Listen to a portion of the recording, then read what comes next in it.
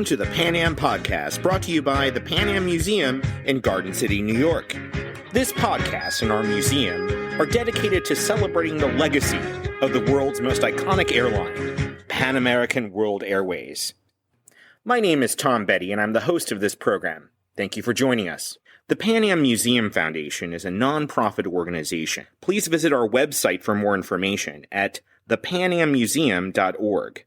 Again, our website is thepanammuseum.org. You can find us on Facebook, Twitter, Instagram, YouTube, and TikTok. If you are using Apple Podcasts, please consider leaving a review. It will help others discover this program. This podcast is sponsored by the generous personal support of Mr. Adam Aaron, the CEO and chairman of AMC Theaters. He is also president of our sister organization, the Pan Am Historical Foundation. If you're not familiar with Pan Am, welcome. We are honored to have you here, and for you to learn about what we're all about. If you already know of Pan Am, worked for or flown on the airline, or just love our history, it's good to be with you again. So with that, let's get this episode in the air, so to speak. Welcome aboard your Pan American Jet Clipper.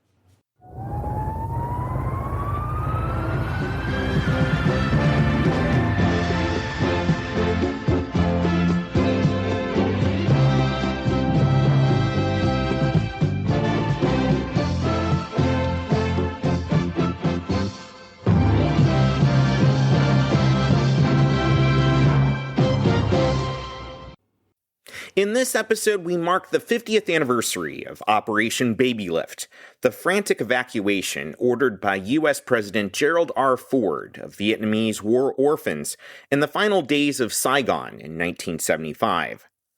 We are honored to have two special guests joining us later in this program. Actor and motivational speaker Stephen Ford, the youngest son of the 37th President of the United States, Gerald R. Ford, and former First Lady Betty Ford. And Thuy Williams, a Babylift adoptee, U.S. Army veteran, nonprofit leader, motivational speaker, and small business owner. They will both share their personal insights on this life-changing moment in history.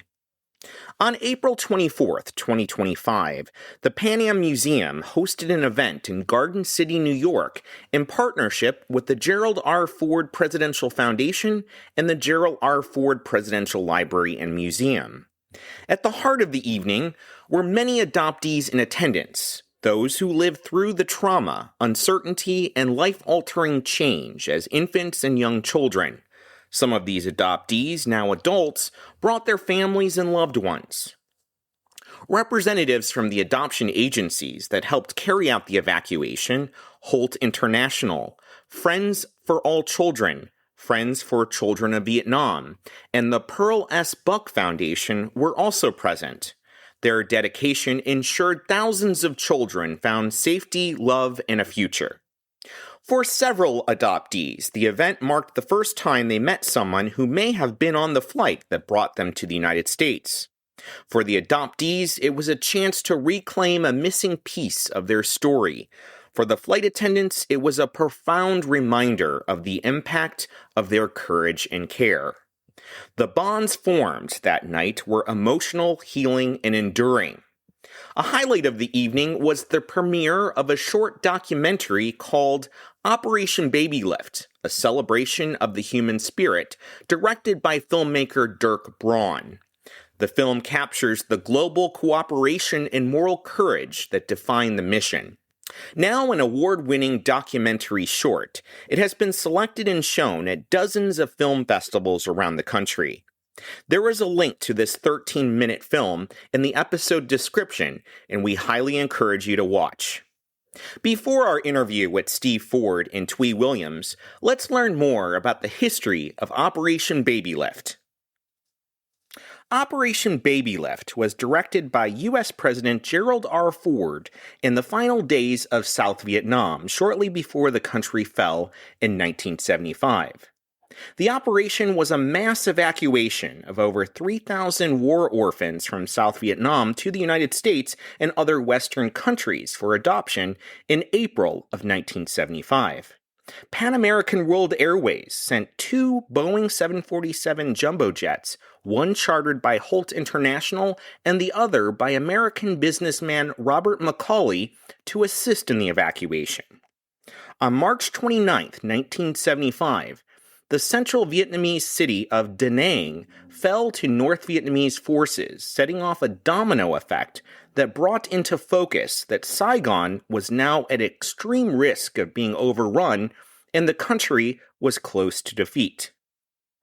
Adoption agency Holt International, as well as service organizations including Friends of Children of Vietnam, Friends for All Children, Catholic Relief Services, International Social Services, International Orphans, and the Pearl S. Buck Foundation petitioned the Ford administration to help evacuate orphans in their various facilities throughout South Vietnam. On April 3, 1975, President Ford announced that the U.S. government would begin airlifting orphans out of Saigon on a series of 30 planned flights aboard Military Airlift Command C-5A Galaxy and C-141 Starlifter cargo aircraft operated by the 62nd Airlift Wing of the United States Air Force. Let's take a listen to President Ford's press conference in San Diego on April 3, 1975. This recording is courtesy of the Gerald R. Ford Presidential Library and Museum. Ladies and gentlemen, the President of the United States.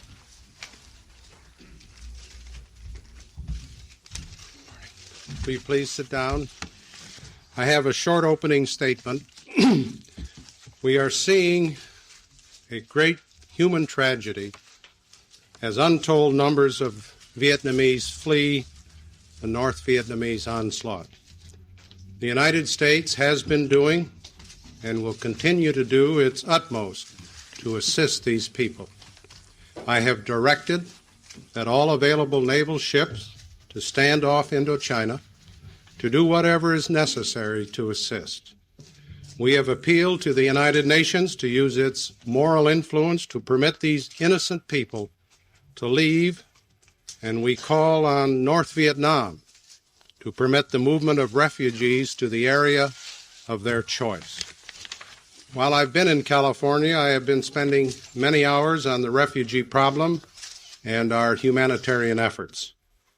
I have directed that money from a $2 million special foreign aid children's fund be made available to fly 2,000 South Vietnamese orphans to the United States as soon as possible.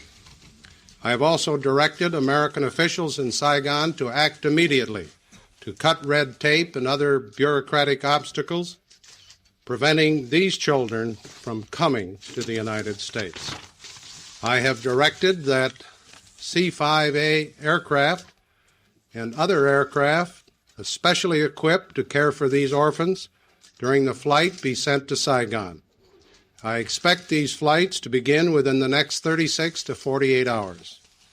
These orphans will be flown to Travis Air Force Base in California and other bases on the West Coast and cared for in those locations. These 2,000 Vietnamese orphans are all in the process of being adopted by American families. This is the least we can do, and we will do much, much more.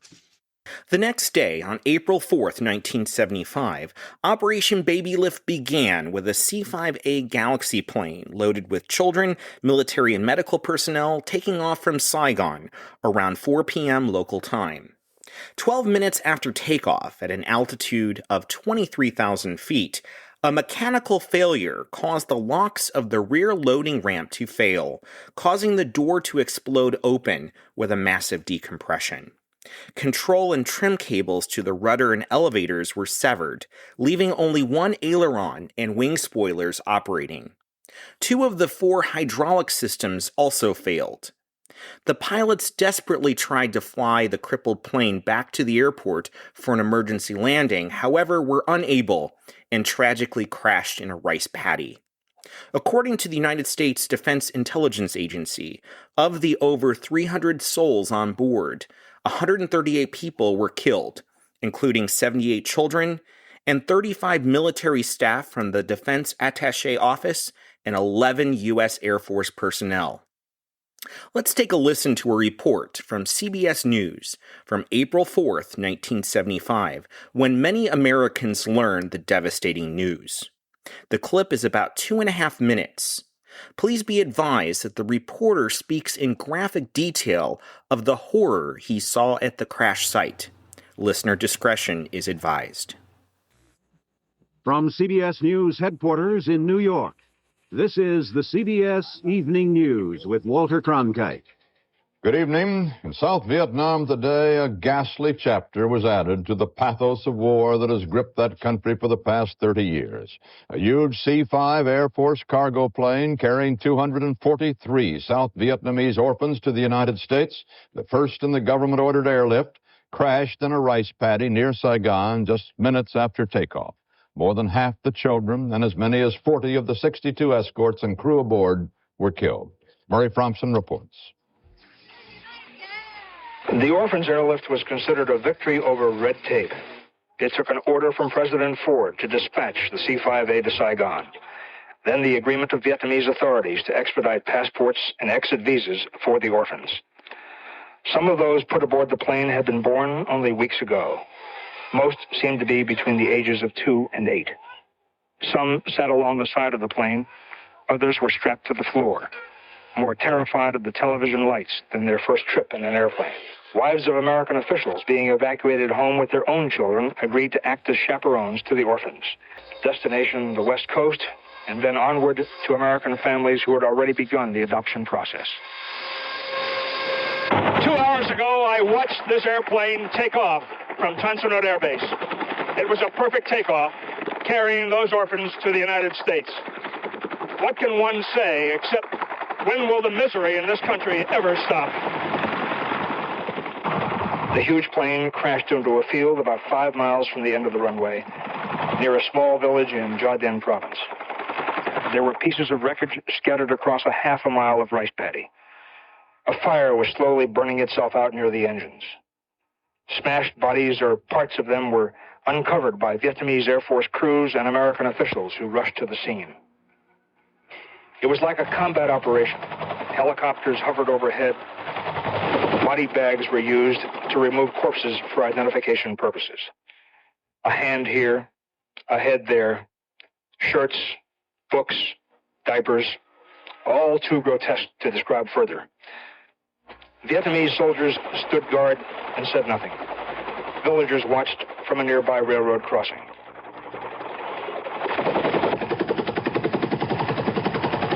Other helicopters came back to Tan Son Nhut Air Base, where the ill-fated trip had begun. American and Vietnamese volunteers removed some of the body bags and other bodies wrapped in white sheets.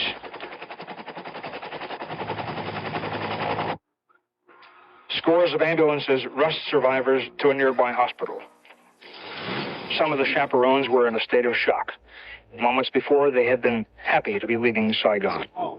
The orphans were to be the first of 2,000 to be airlifted out of Vietnam. Many were mixed blood, the children of Vietnamese women and black American GIs. They would never have had a chance for happiness in Vietnam, where racial prejudice is as strong as in any other country. Now, they have no chance at all. Murray Fromson, CBS News, in Gia Dinh province. Following this disaster, the Ford administration turned to Holt International and Pan American World Airways to help with the evacuation. Holt quickly chartered a 747 with a volunteer crew from Pan Am. Watching the news broadcast you just heard, businessman Robert McCauley picked up the phone and called Pan Am to charter the second jumbo jet. Within hours of the tragedy, 2 Pan Am 747 aircraft were en route to Saigon to begin the evacuation. Both planes had volunteer crews, as flying into South Vietnam was considered a war zone. Every space of the passenger compartments of the jumbo jets were used for the evacuation. Flight attendants, nurses, doctors, and airline personnel cared for the children throughout the long flights. Some of these children were in very, very poor health and required constant attention. The Pan Am planes arrived in the United States in the late hours of April 5th, 1975. President and Mrs. Ford traveled to San Francisco to meet the arriving Pan Am 747. The President and First Lady went on board the plane and helped move the children to waiting caregivers and medical personnel. Here's an excerpt from First Lady Betty Ford's press secretary Sheila Weidenfeld's memoir titled First Lady's Lady, with the Fords at the White House. Quote, Mrs. Ford and the rest of us flew to San Francisco on Air Force One to be there when the first plane load of orphans arrived. It was an incredible scene. There were more than 300 children on board, and most were unsettled, and some had been very sick. It had been an exhausting trip, and the arrival was emotionally draining for all, passengers and observers. Since they had not released the list of yesterday's crash victims, there were prospective parents at the airport who did not know whether their adoptive children were alive or dead. I'll never forget the look on the face of one woman who was waiting nervously to find out. She got good news. Her child had arrived safely. She remained composed until she looked up and saw Mrs. Ford standing there, and then something made her crumble, and she began crying and crying and crying. End quote. Let's take a listen to a report from NBC News from April 6th, 1975, covering the arrivals. This is the NBC Sunday Night News, brought to you by Exxon. Tonight, April 6th, reported by Tom Snyder from the NBC News Center in New York. Good evening. At San Francisco, doctors said today that 31 of the South Vietnamese orphans flown in last night are nearly dead tonight, suffering from shock and dehydration. The 47 babies are being treated at hospitals by teams of volunteer doctors. Some have chicken pox. Some are survivors of Friday's plane crash that nearly killed 200 people. Several planes came in last night. Several more are arriving today. President Ford was in San Francisco last night to greet one of them and to welcome more than 300 new residents of the United States. And Fred Briggs was at the airport for the arrival ceremonies there. The Pan Am 747 jet was chartered by Connecticut textile executive Robert Macaulay. He paid for the jet, and more than 300 Vietnamese orphans were brought into San Francisco, including nearly 100 who survived last week's C-5 crash near Saigon. That, plus the fact that this was the largest airlift to date, brought President and Mrs. Ford here to meet the plane.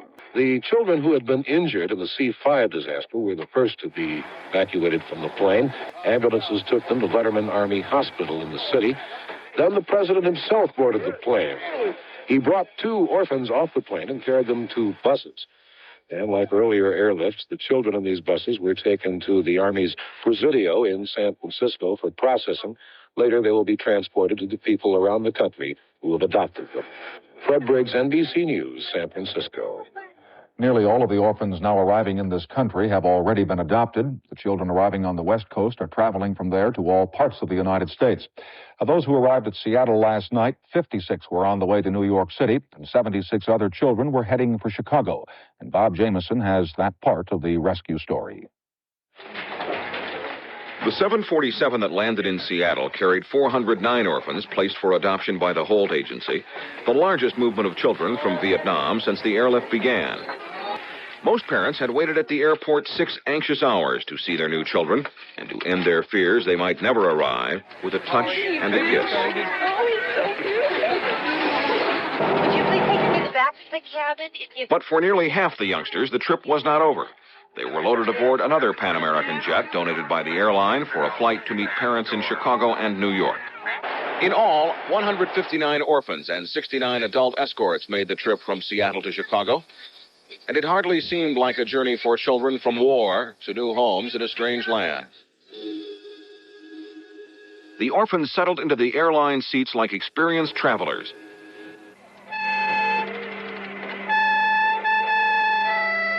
Well-behaved and unafraid of their surroundings and the strangers who were accompanying them. The jet's first-class galley held diapers and formula, not steaks and martinis, and airline meals, unfamiliar to the young Vietnamese, An easy adjustment for orphans who must now overcome jet lag, language barriers, and the emotional upheaval that comes with leaving an orphanage or a foster home for a new country, a new family. Yet these orphans were not unlike any other child their age. What's your name? My name is Lee. Lee? How old are you, Lee? I am 9. 7 tuổi. And how old are you? This one. How old are you? I am 5. 5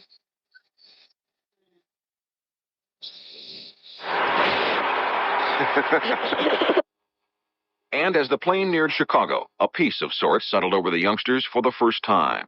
Peace for 7-month-old Lee Van Min, who today began a new life in the Midwest as the adopted son of Mr. and Mrs. John Gillis of Appleton, Wisconsin.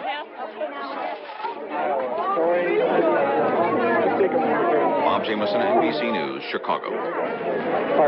Graham Martin, the American ambassador to South Vietnam, was quoted by opposition politicians in Saigon today as saying the evacuation of orphans will help shift American public opinion in favor of the South Vietnamese. But the American embassy answered that by saying that Martin's overriding concern is the welfare of the children. In the end, over 3,000 infants and children were evacuated and sent to adoptive families. A good majority of the children were of U.S. service members, and most were orphans. But with the chaos of war and language barriers, there were a small number that may have had parents who were still alive, so the program had some controversy afterwards. In President Ford's autobiography, he wrote, "Everyone suffers in a war, but no one suffers more than the children, and the airlift was the least we could do." Operation Babylift should remind us what's possible when compassion overcomes fear, when courage takes flight, and when people come together to serve others. Thank you to President Ford, Pan Am, and to all the adoption agencies and military personnel involved. Thank you to all the wonderful people that became adoptive parents. Thousands of precious children were given not just the gift of life, but the promise of hope. Now on to our interview with President Ford's son, Steve Ford, and adoptee Thuy Williams.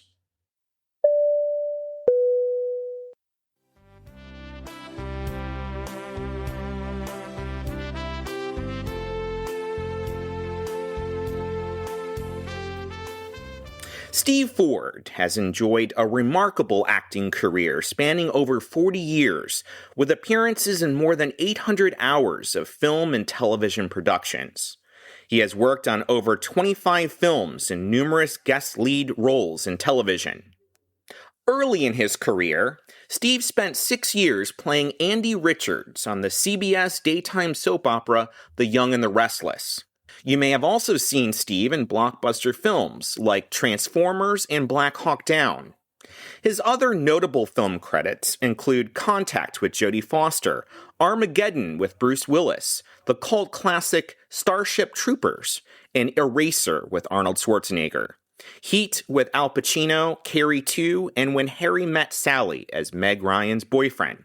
In television, Steve has made guest appearances in popular shows such as Suddenly Susan, J.A.G, Flipper, Walker Texas Ranger, Dr. Quinn Medicine Woman, Baywatch, The Cape, Columbo, Murder, She Wrote, and Happy Days.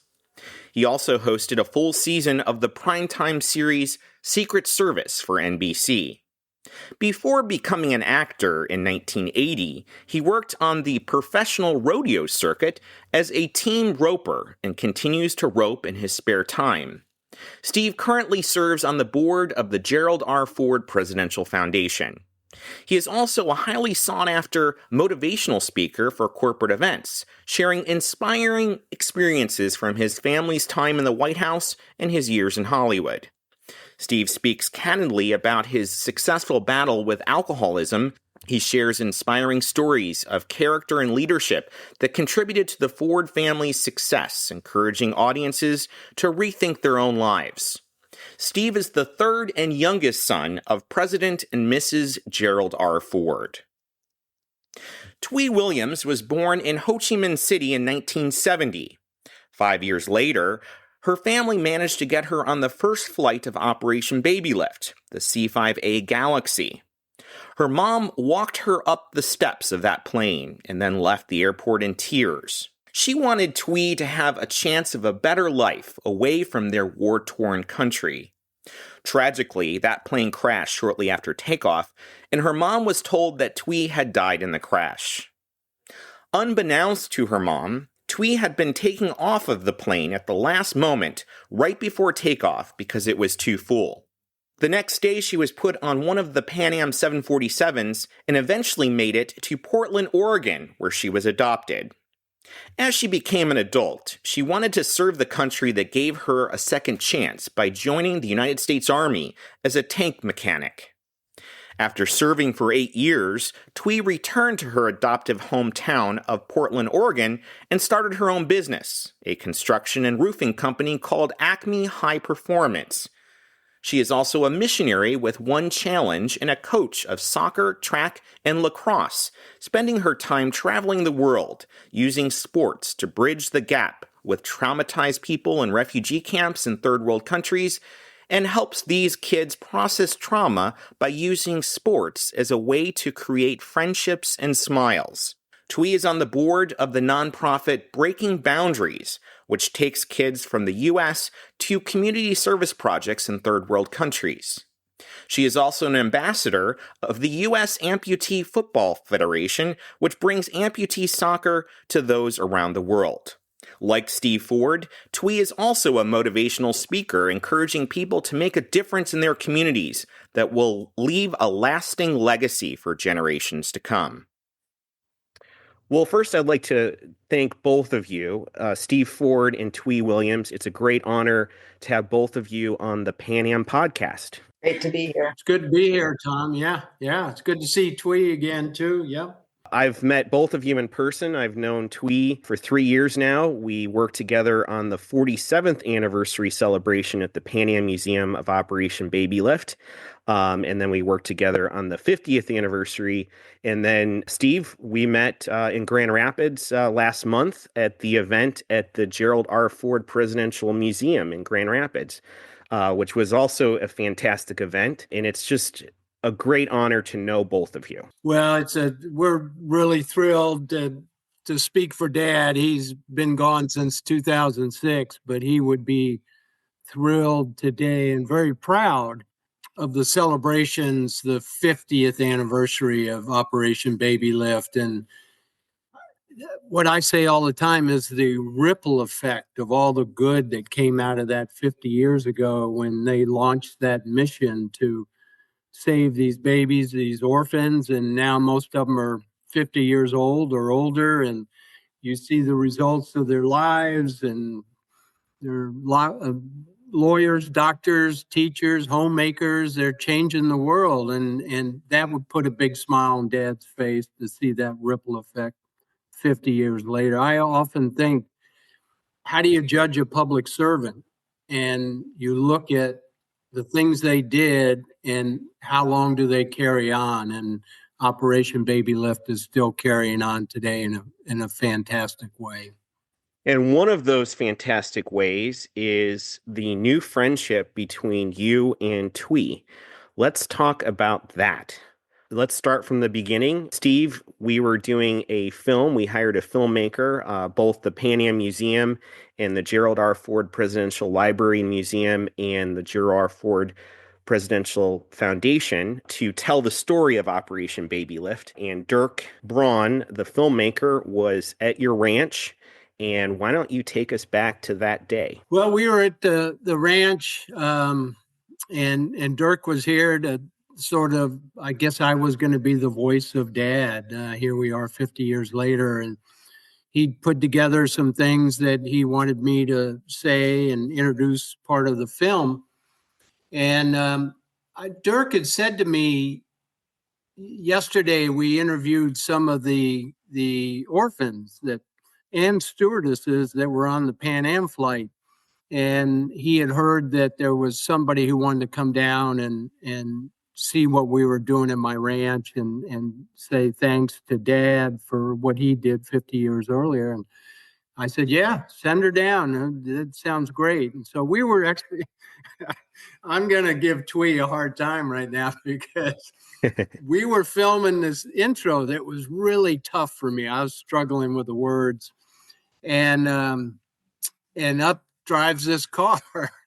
And out of the car gets Thuy, and she kind of interrupted our whole shot, and we had to do it over. But she got out of the car, and I was standing there, and I just looked at her, and it just the empathy, the love for what she's done with her life, and I hadn't met her before, and I walked over and gave her a big hug, and that was the start of a great friendship. And so yeah, she and I text all the time, and yeah, she's on top of our Christmas card list now. Thuy, what were you thinking when you were driving to Steve's place, going to meet the son of the President of the United States that ordered your evacuation from Vietnam? Well, to be honest, I was only learning about what President Ford did to make this happen, in the process of seeing the or recording the documentary.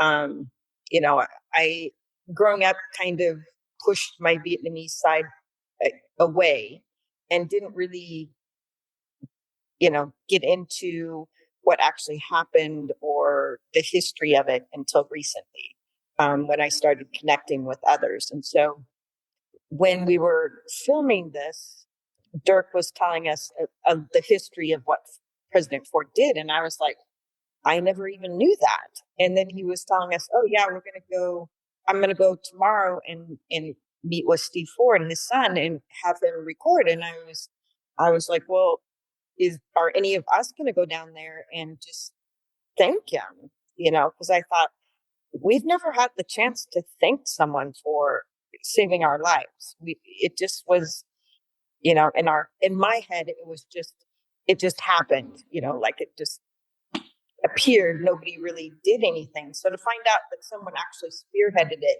and that I could have the opportunity to actually thank his son was like kind of surreal.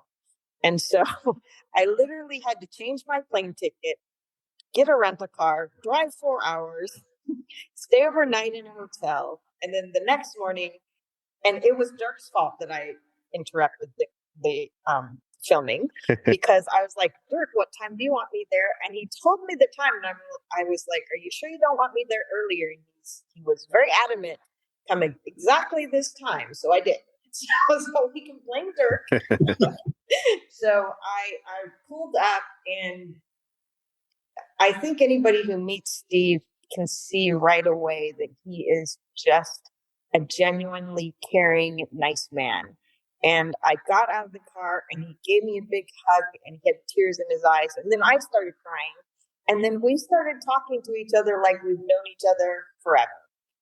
And Dirk's like, stop talking. I need to film this. And we're like, no, we're not going to stop talking. We just kept talking. And, I think there's everybody has those moments in their life where they meet someone and it's instant friendship. And that's, I think, what happened with Steve and I. We just instantly connected and instantly could jabber probably for hours at a time. So it's been wonderful getting to know Steve, just as a person, not even as, a president's son, just as a person, he's just a wonderful person. And so, but the opportunity to just thank him for what his father did, there's those commercials that say priceless. It is priceless. You can't put an emotion on it because it's just so huge. And I'm just thankful that I had that opportunity. And I've if I had a bucket list and had known that I needed to have something on a bucket list, this would have been it. Tom, let me just say, Dad would be so proud, so impressed with what Thuy has done with her life, her opportunity. I mean, that's what it gave her, was an opportunity to, one, save her life and do something with it.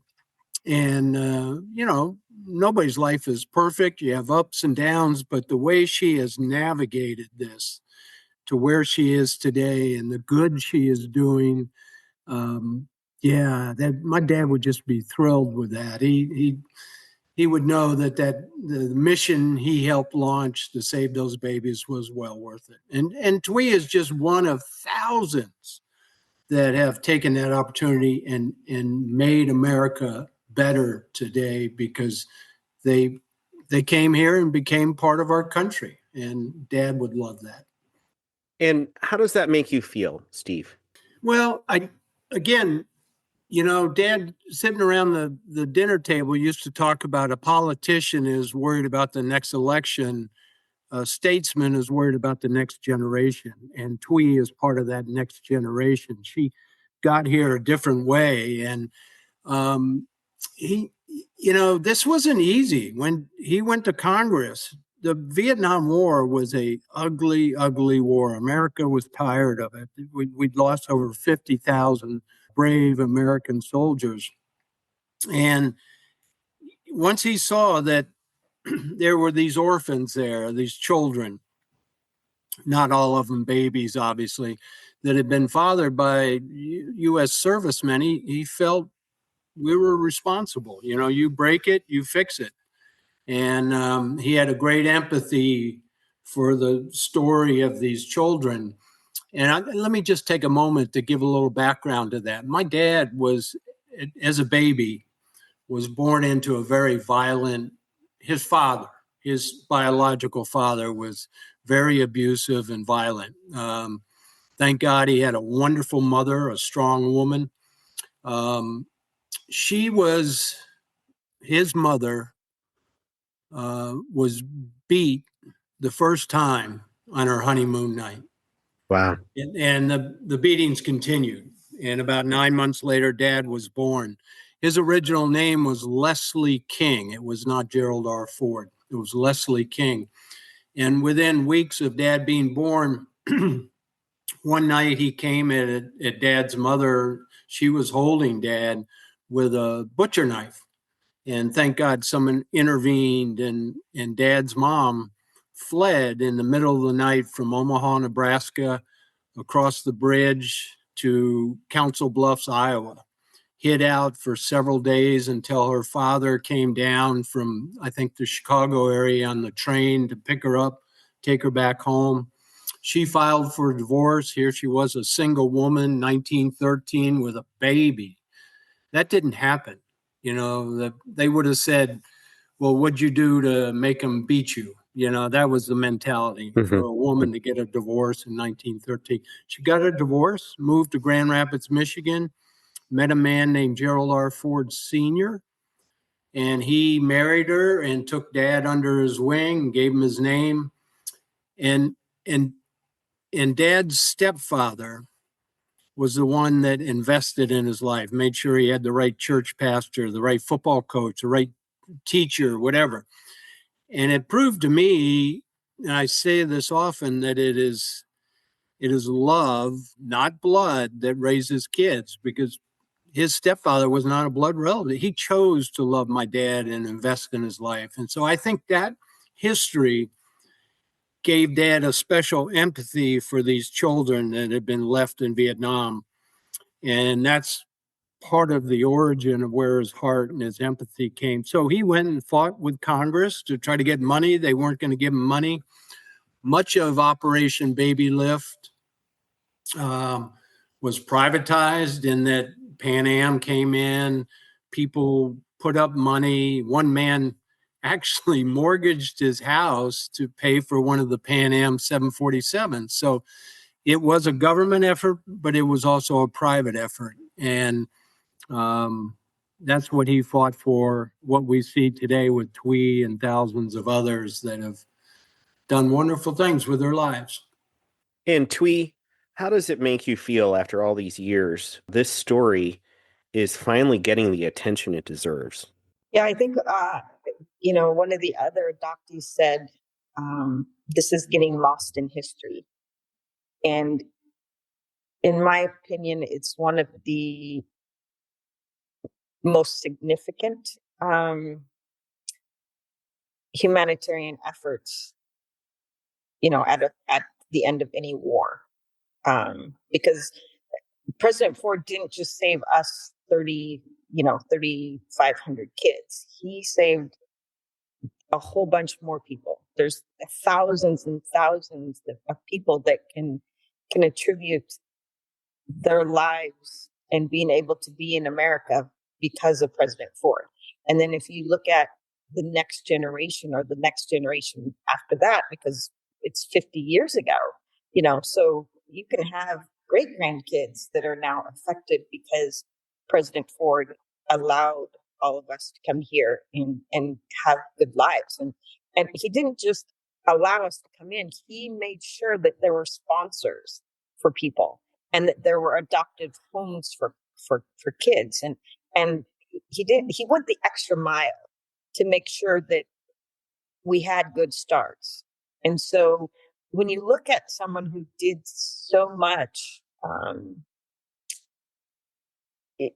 it's there. I keep saying there's no words for it, but there really isn't, because you can't just say, "Oh, that was a great job."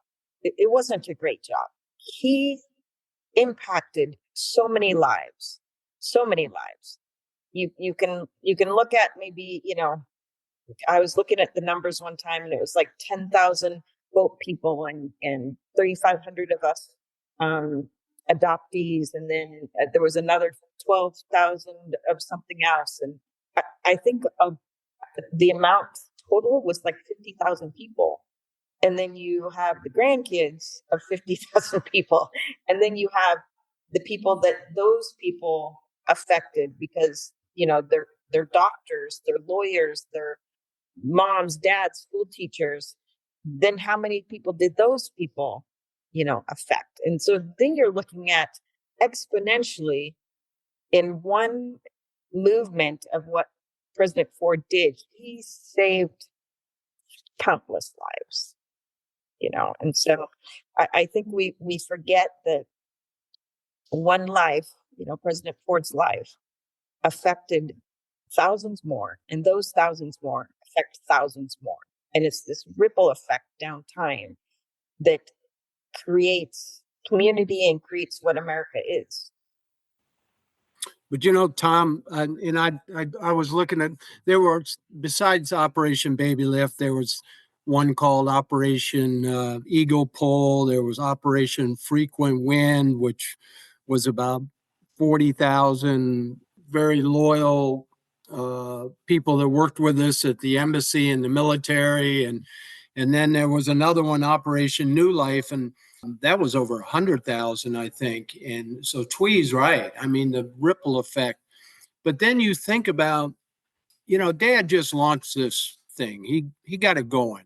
He was at the White House. But there were these people that risked their life, that flew those Pan Am flights in, the stewardesses, the military that were on the front lines.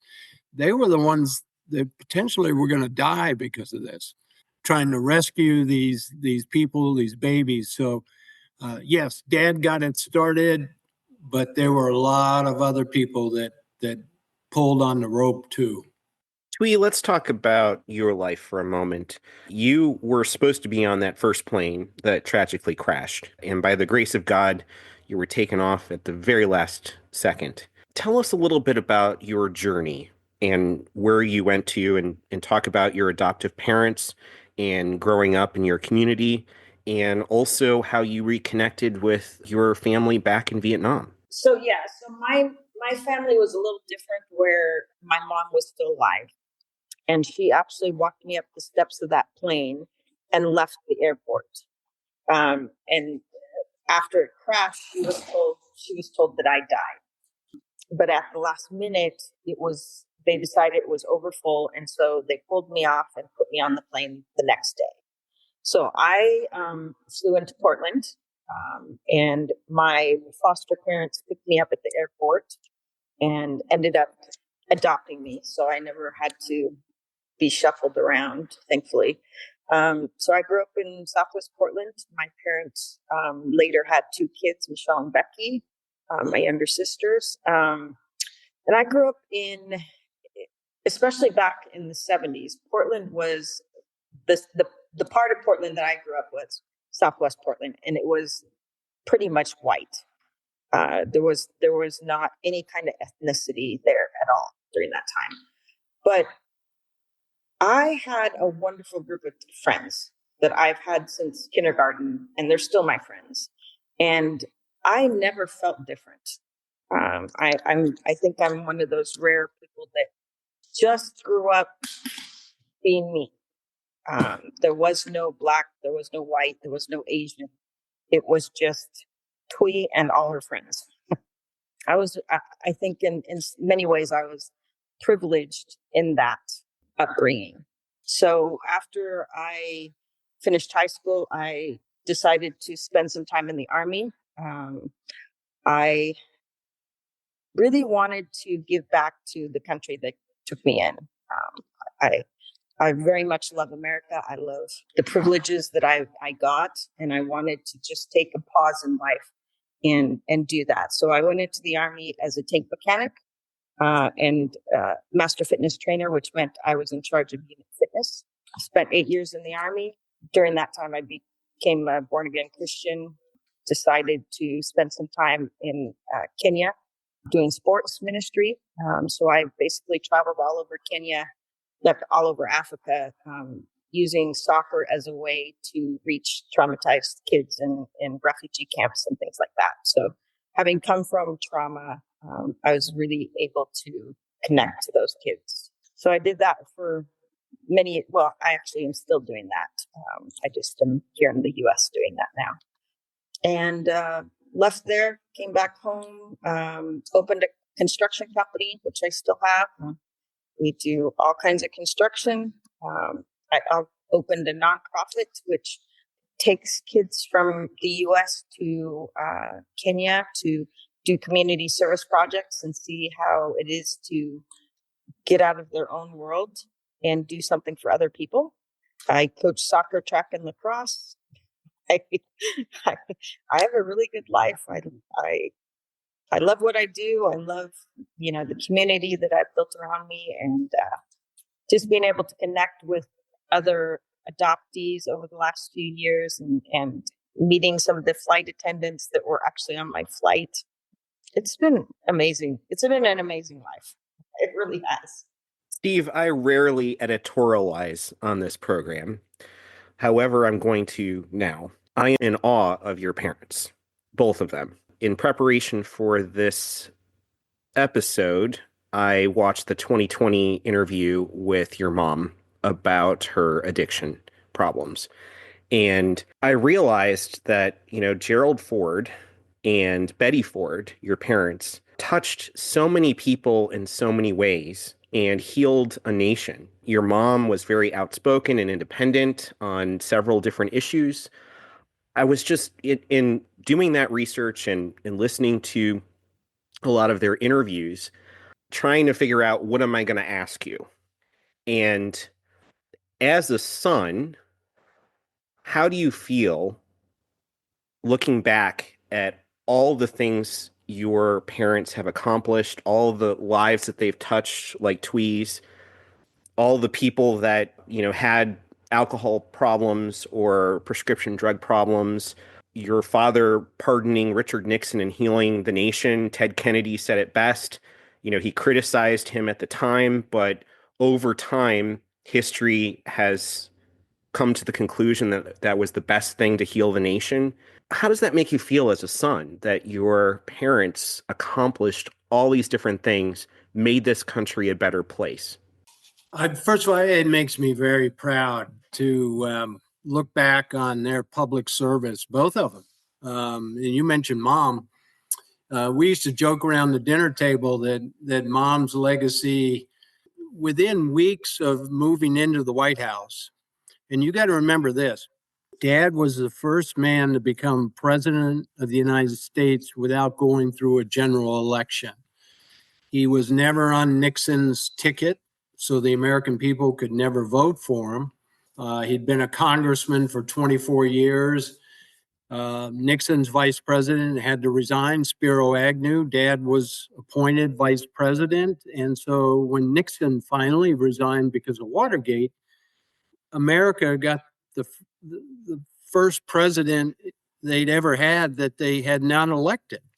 It'll never happen again, hopefully. And what makes America so great is usually when you have countries that get a new president without an election, usually there are troops in the streets. Not America. We knew how to transfer power peacefully. But we used to joke with Dad at the dinner table that, mom's legacy might outlive his with what she did for breast cancer and alcoholism and drug addiction. 2 or 3 weeks after Dad became president, my mother was diagnosed with breast cancer, and she was told she had to have a mastectomy. Now, back in 1974, women didn't talk about breast cancer. You literally, this sounds crazy today, but you literally couldn't say the word breast on TV. And so, you always hushed it up. And so, but my parents felt so strongly that I'll never forget the moment they were on front of the press holding hands saying, we're going to take the shame off of this disease. And Mother was very vocal about her breast cancer. And it didn't go over well. A lot of people were very mad at her for bringing this closet disease out, And then later, what she did for alcoholism with the Betty Ford Center, her own addiction, and healing people or trying to heal people that way through good 12-step program and the grace of God. And I too, I went through my own alcoholism over 30 years ago. And Tom, you would think I would know better. My mother was Betty Ford, right? I shouldn't have been an alcoholic, right? But, it doesn't care who your parents are. And everybody thinks I went to the Betty Ford Center or something for treatment. And, it's not like we have a family wing where you get a discount or something. Actually, I did it through outpatient. But what Mom did and Dad, I think both of them will have a good history as far as what history writes about them. And it makes me very proud to see what they did. And, even with Operation Babylift, before I met Thuy, I would be giving speeches or something around the country. And afterwards, the convention is over. And I'd see somebody walk down the aisle and I'd go, yep, they look like they could have been born in Vietnam. Yep, they're about the right age. It might have happened 20 years ago, so they would have been about 30. And they would walk down the aisle and pull me aside and say, I was one of the babies that was on Operation Babylift, or my family got extracted during one of those missions. So I've met a lot of these folks over the years, but, what made it so special with Thuy was I really got to spend time with her. And it didn't just, we got to talk, we got to share our faith. I too, the grace of God saved me from alcoholism. Thuy and I share the same faith. I've been to Africa, working with churches over there to help kids. Their parents had died of AIDS. So there were some common bonds between Thuy and I that I think helped foster our relationship and will continue to foster it. Thuy, what do you think about that? Which part? Let's start with you developing this close friendship with President Ford's son, Steve. Well, I have a friend that needed a new heart recently. And he went on the transplant list one day and 2 days later got a heart. Like, you don't hear of things like that. It usually takes a long time. So when you think about the strings of President Ford, Operation Babylift, Steve, and then everybody in between, it's like that. It's like, it doesn't happen. It really doesn't. And so in my mind, they're miracles. Like getting a heart in 2 days doesn't happen. Like it's unheard of. Having these strings that have over 50 years become stronger, and all of these us adoptees getting to know each other, and meeting the flight attendants or the pilots or the soldiers that were on our flights, and sitting there and being able to talk about something that was so pivotal in your life and find out that your memories actually did happen. And you when you've thought for 50 years or been told for 50 years, those things didn't happen. It's impossible that was a memory. And then to find out, yeah, it actually is a memory. I think it mends a part of yourself that has been lost for a long time, because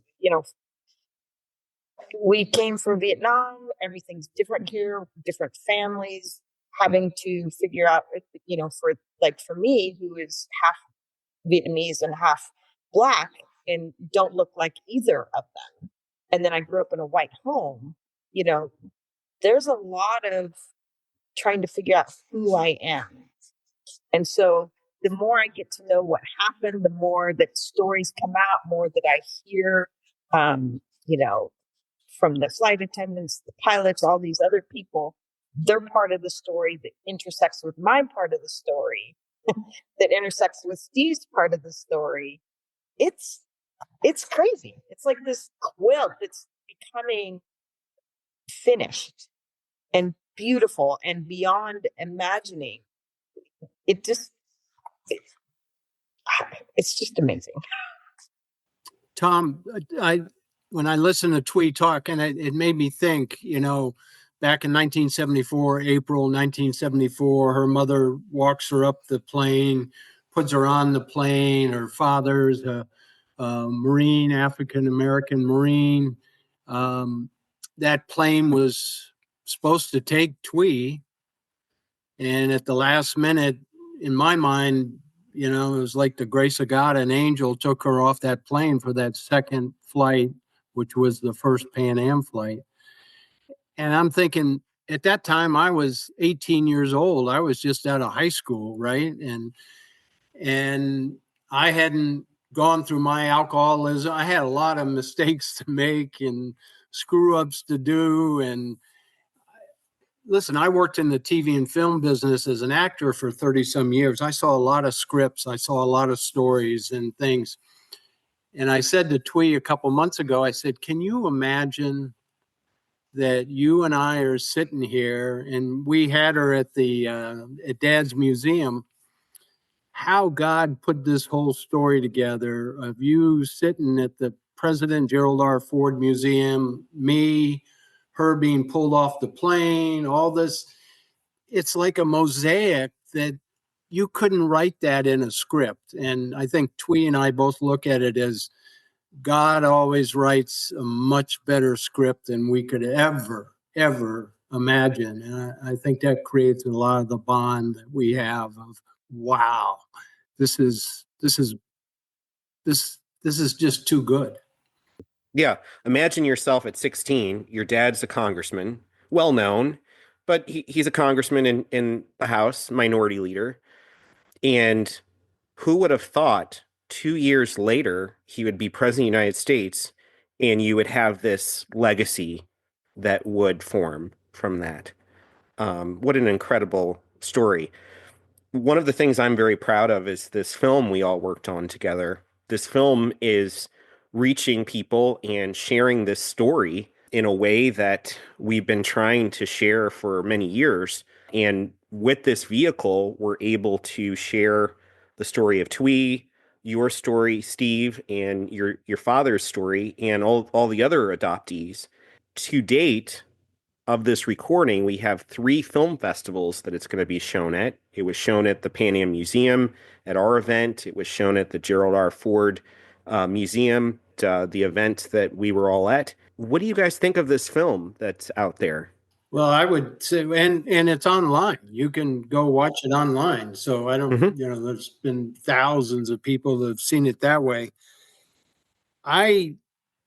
Listen, I've worked small parts on big movies. I made a career, spent 7-8 years on a soap opera, The Young and the Restless, and then moved into movies like playing Meg Ryan's boyfriend and When Harry Met Sally, or movies like Black Hawk Down, Contact with Jodie Foster, Heat, some Schwarzenegger movies, stuff like that. Starship Troopers. Can't forget that. Starship Troopers, Armageddon. Yeah, I played a lot of military roles.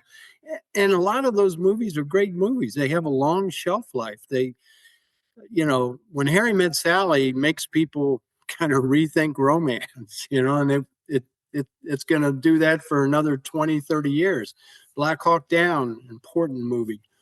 But in my mind, this movie, and it's only 11, 12 minutes, whatever it is, in my mind, is the most important movie I ever worked on. Wow. And will affect more people than I think any other movie I worked on. So that's what I think of it. Wow. Thuy? Ooh. That's a hard act to follow. Yeah. Every time I watch it, I think, whoa. Like, that's an amazing story. And if it wasn't my story, it would still be an amazing, it's not, as they say, it's not about me. The story is amazing. It's a story of war, but then it's a story of hope, and it's a story of endurance, and a story that ends with a future. It just doesn't end. We keep talking about the ripple effect. The ripple effect will continue for generations and generations. It's not going to end. And so having everything kind of encapsulated in a 13-minute film and being able to just show someone, okay, this is what Operation Babylift was. That's an amazing thing. I mean, Dirk did such a good job on just explaining, from the beginning what it did and what the impact has been. And I don't think there's one thing on that I would change. It's just so well done. Steve, let's switch gears for a moment. What was it like being an 18-year-old living in the White House, and your father is president of the United States and your mother is first lady? Well, it was good government housing. I give you that. First of all, it was so quick for us. Most people who move to the White House, it comes after a year and a half of campaigning, and you almost get a chance to get ready for it, and there's anticipation. And for us, it literally happened in a matter of days. So there was no getting ready for it. I was 18 years old. I just graduated from high school about 2 months before.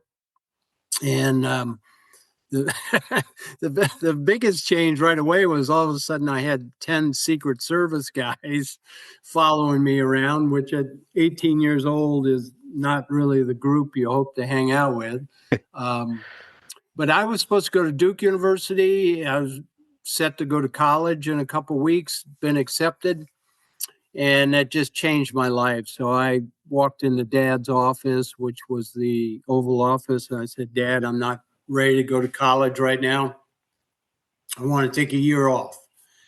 And he's, what are you going to do? And I said, I always had a dream to go out west and be a cowboy.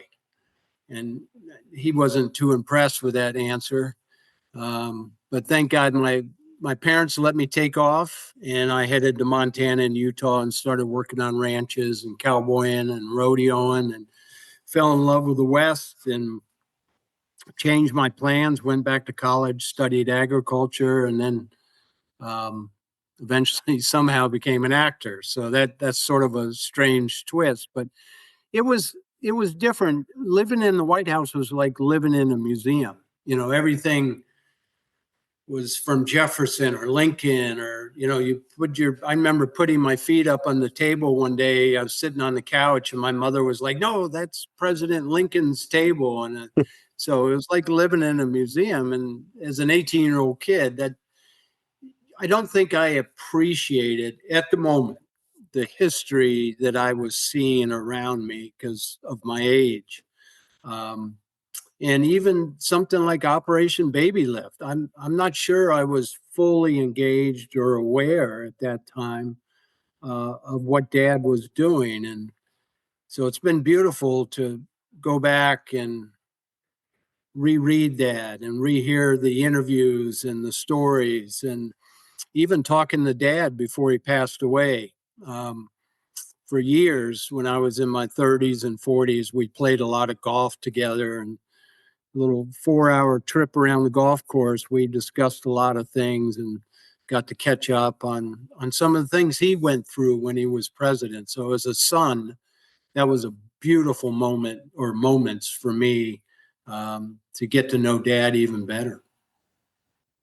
Thuy, what is your message to people listening on why the story of Operation Babylift is important and should be told and should be preserved and appreciated by future generations? I think, like I said, there's not been something like this ever, except this one time. And,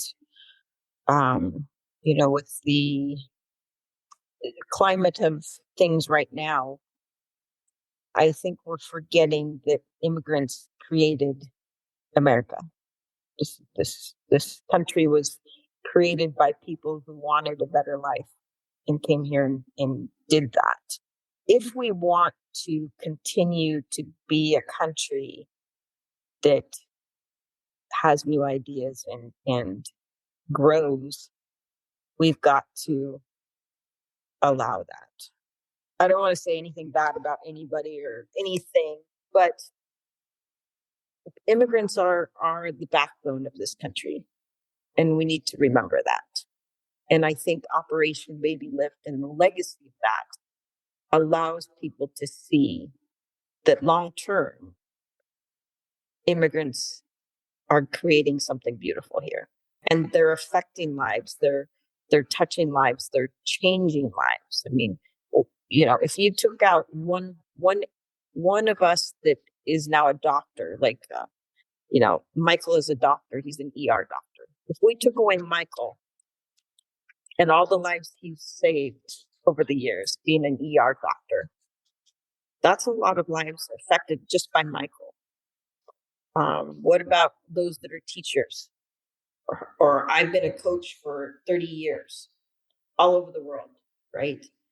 I think that's a very good point. And, you know, perhaps you're right. Today's climate, and I don't want to get into current events, but, you know, maybe that's why 3 years ago, when we were trying to get attention for this story, we weren't quite successful. And probably because 47th anniversary didn't have the ring of it as 50th anniversary. But, you know, perhaps the times today, this story resonates, and Gerald Ford's legacy resonates more because what's going on today. Which brings me to my next question. Steve, recently you gave the eulogy for President Carter, and you were, in a sense, giving a message from your dad and President Carter to 5 presidents in front of you.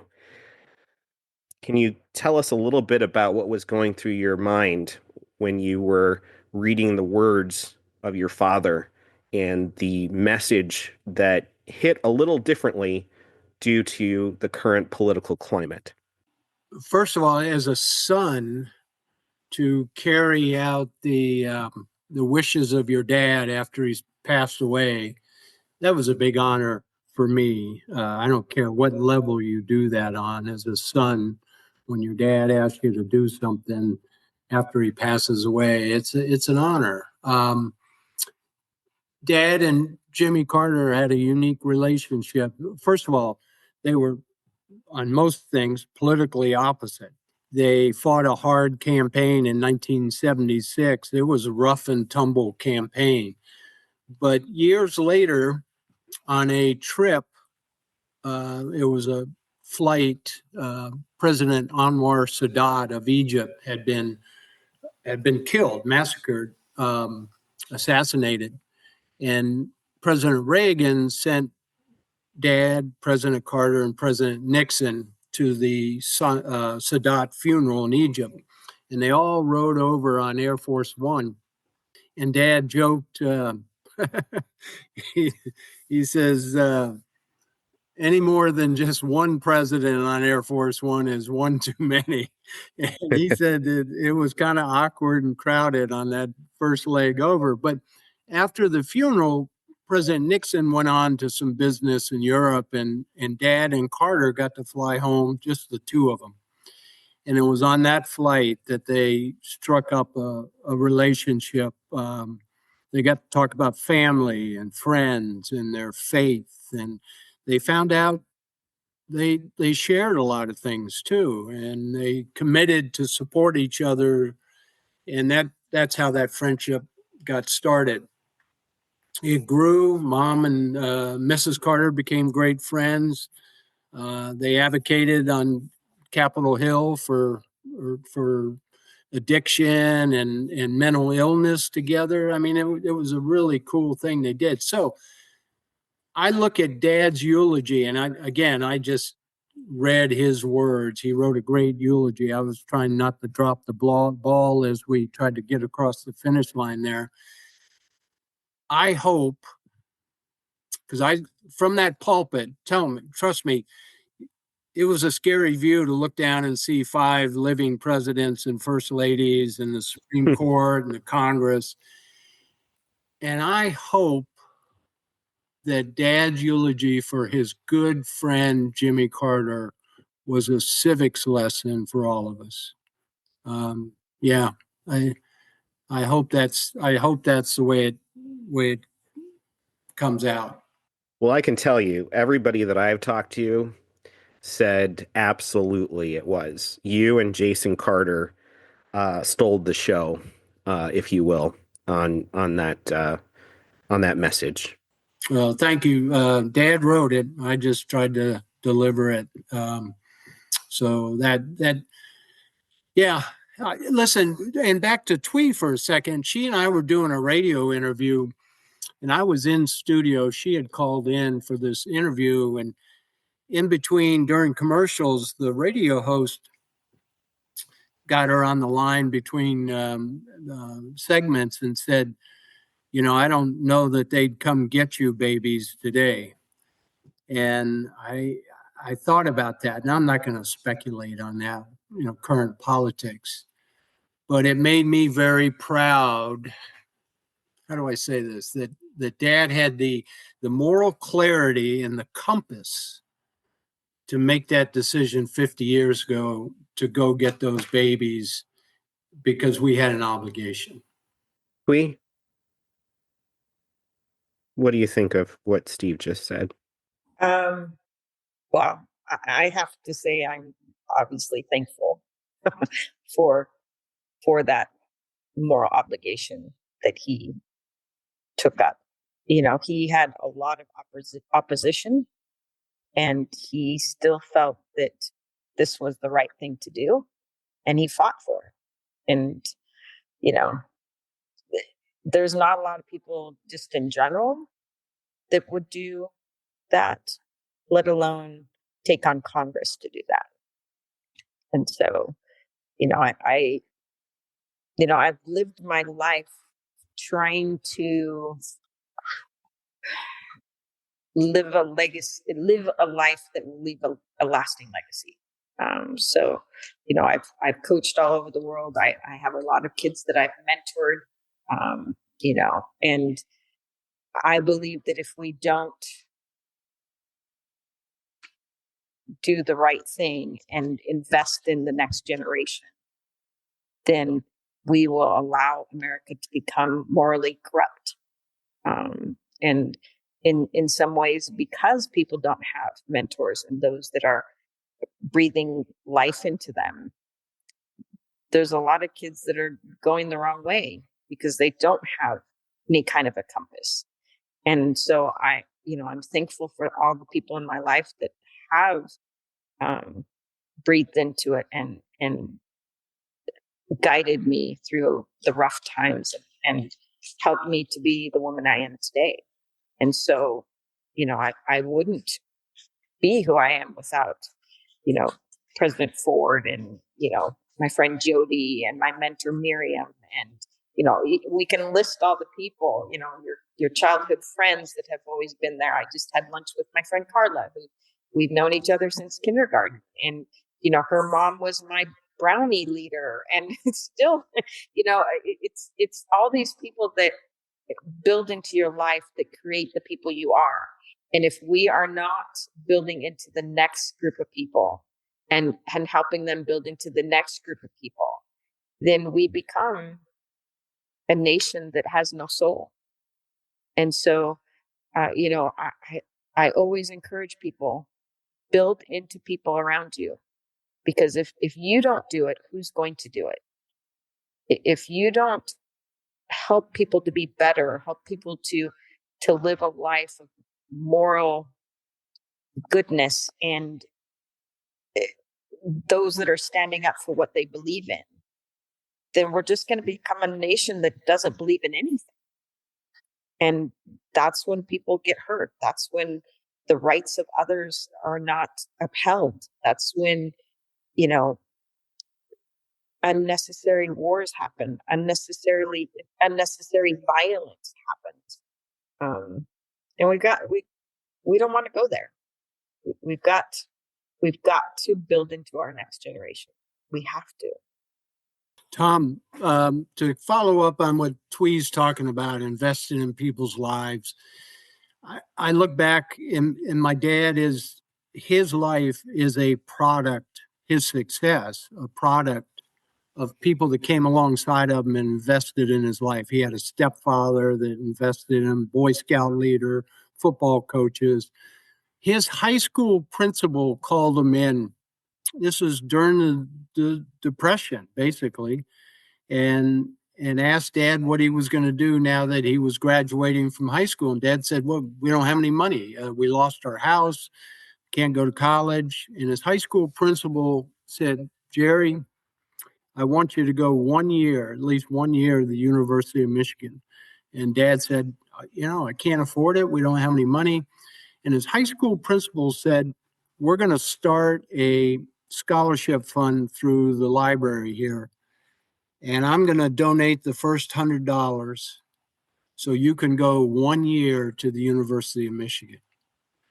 And that high school principal changed Dad's life because of that $100. Got him to Michigan. He figured out he played football there, was an All-American, played on 2 championship teams, got a degree, went on to Yale Law School. But if it weren't for that one principal at that critical moment that invested $100 in Dad's life, we wouldn't be having this conversation today. And so that's the lesson for all of us, is keep investing into those kids around you, your family, the kid down the street with no parent, whatever. That's our future. And it's very important. And that principle was the stone that was thrown into the pond that caused the ripple effect that would eventually make Thuy, come to the United States. So, I mean, I just love this story. It's very inspirational. It's inspirational to talk to both of you, and I can't thank you enough for your time. Thank you, Tom. This is a lot of fun. It's good to hear Thuy, and she's the star of this thing. She's the one that took the opportunity and made something really neat out of whatever Dad did, and that's the blessing right there. Thuy, any closing thoughts? I just want to encourage people to build into others, build a legacy, because you never know if your legacy is going to build President Ford. That principal didn't know when he gave that $100 that he would build into my life, and my life hopefully has built into other lives, and those lives will build into other lives. And that is, I think when you say I can die a happy person, knowing that I have left a legacy that will live on. I think that's what any of us want, is to build that legacy. And President Ford did that. So I can only say thank you. I've had a very blessed life because of that one principal who built into someone else. Steve, any closing thoughts? I think it's that good that keeps moving through the world, and it's one person helping the next person and the next person, and Thuy's doing it on her end. Somebody did it decades ago for my dad. Somebody has done it for me, and you try to keep that wave of good things going. And I think God has a big plan for a lot of our lives, and just got to listen and try to do your best every day. Well, it's been an honor to be able to tell both of your stories, and I thank you very much for coming on this program, and I thank you very much for your time. Thank you. Thanks, Don.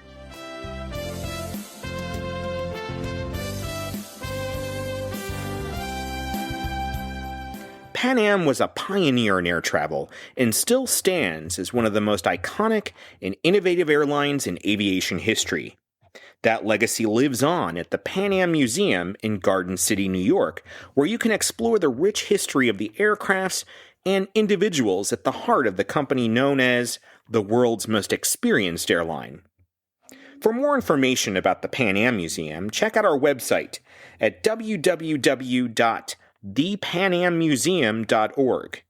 You can also find us on Facebook, Twitter, Instagram, YouTube, and TikTok. As was once a tagline in one of our commercials, we would greatly appreciate your support to help the Pan Am Museum continue making the going great. You can also support the museum by shopping on our online store for all things Pan Am, accessories, apparel, jewelry, books, models, and posters. We want to hear from you. If you have a question for us or want to share your story, our email address is podcast@thepanammuseum.org. As flight crews once said to passengers departing for their destinations around the world, thank you for flying, Pan Am.